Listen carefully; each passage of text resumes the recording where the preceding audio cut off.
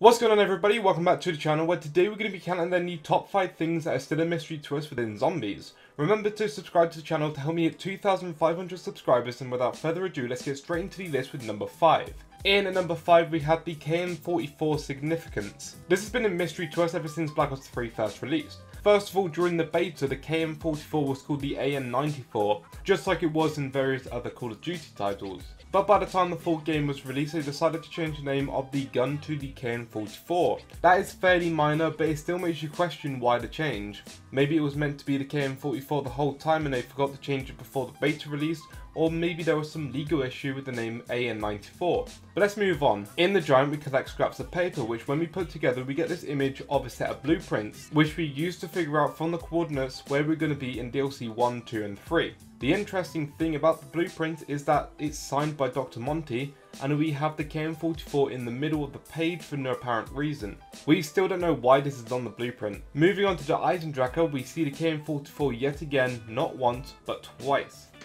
Okay, so one of the times was due to a glitch, but it still makes you wonder why this gun even popped up in the glitch. The other time that we see the KN-44 in the Eisendrache is during the Void Bow upgrade process, when we bring up the jar from the floor. If you look underneath the floor tile, you can see yet again the KN-44 in plain sight. But nothing else came from this being there. Other than these instances, I can't think of where else the KN-44 is showing up uninvited, but there are most probably other areas in zombies that we haven't either discovered or that I've forgotten about. So do comment them down below if there's any sighting of the KN-44 elsewhere in Black Ops 3 Zombies. Moving into the number 4 spot, we have Owl's hat on Revelations. I still see people mentioning Owl's hat from time to time, and it honestly seems to me at this point that it's just a cosmetic item. It would be cool to get some sort of advantage from wearing this hat, but we don't have to work for it. It's just sitting there for you to pick up. From Revelations releasing to now, I've seen so many people theorizing different ideas, and I've seen a lot of those ideas being busted.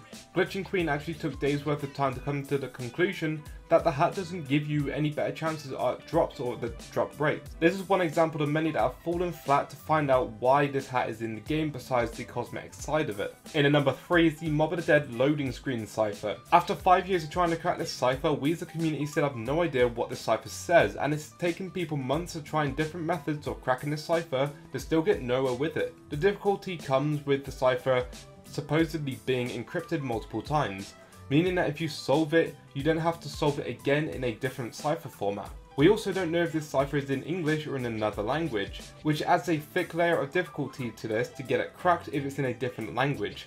In the number 2 spot, we have the Shadows of Evil unbeatable Easter egg. The infamous Jason Blundell once said that he would put an Easter egg inside of Shadows of Evil that we will never crack. Almost 3 years later and we still haven't solved it. This is even confirmed by Blundell himself, that to his knowledge, he has not heard anyone even coming close to beating this Easter egg. Then again, it took the community 8 years to figure out the capital letter cipher on the World at War bios, which reads, "The Doctor wants the ultimate power. Bastard," which we managed to figure out shortly after Black Ops 3 released. So it's something that simple took us 8 years to figure out due to people overlooking it. Then 3 years for an impossible Easter egg so far isn't too bad going, considering we are still finding new hidden gems within Shadows of Evil to date. And down into the number 1 spot, we have the Victor's crew cryogenically frozen underneath of Alcatraz. For those of you who have read the Zombies comic, you know exactly what I mean, but in case you haven't, then basically the Victor's crew, which are the crew in transit, ended up being frozen underneath of Alcatraz at the same time as the Zetsubo Noshima Easter egg ending cutscene. To this day they are currently sitting there and we have no idea when or how they are going to be freed from those pods that they're in. Anyway, that's going to be it for the video. If you liked it, then please make sure to leave a like rating, subscribe to the channel to help me reach to 2,500 subscribers. Comment anything that you consider still may be a mystery inside of zombies, and as always, I will see you guys next time. Peace out.